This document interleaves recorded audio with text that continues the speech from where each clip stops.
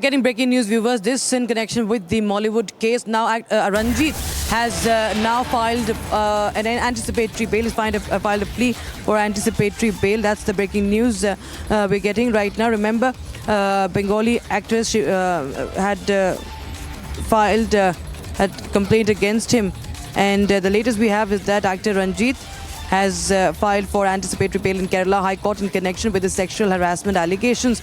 Now, the director is seeking legal protection as the case progresses following allegations of misconduct. Remember, Ranjith had also quit his position from the Kerala Chalchitra Academy, and now the latest we have, he has filed for anticipatory bail. Remember, he's under scanner for the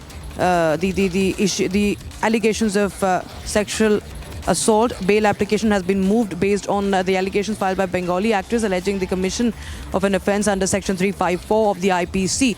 And my colleague Ashwin joins us for more. Ashwin, tell us the details. Now Ranjith is seeking protection against an arrest. Well, Rashita, in fact, it is section 354 which is there, so he will not get station bail. He had to approach the High Court.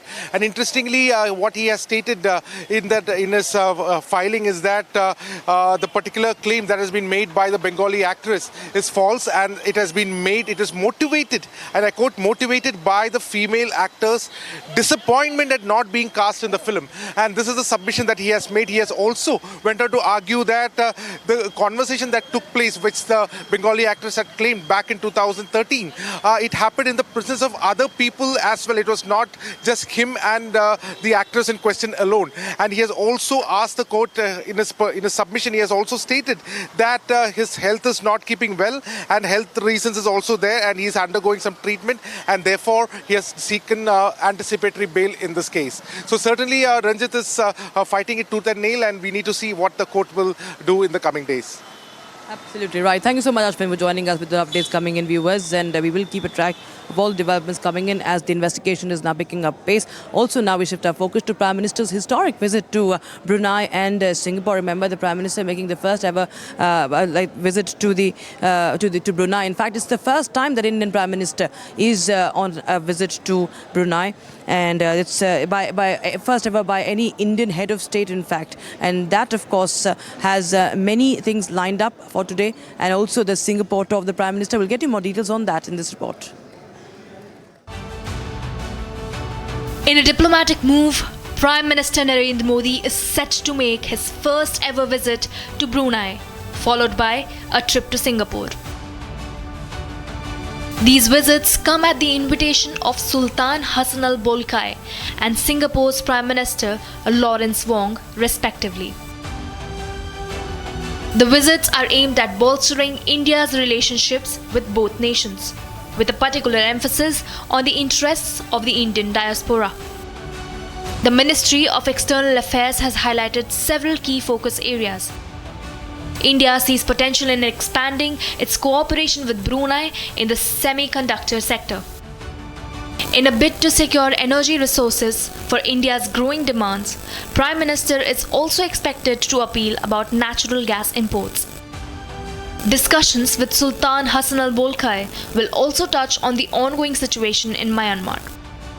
Prime Minister Modi is expected to review the free trade agreement between India and Singapore within the ASEAN framework. The Ministry of External Affairs has also hinted at potential discussions on the preview during the visit. A lot of debate about the caste census. The RSS, Rashtriya Swayam Sevak Sangh, has now said that they are open to caste census, but only provided that it is used for the welfare of the communities and not as a political tool for the parties. Take a listen in to what RSS leader Sunil Ambekar had to say on this.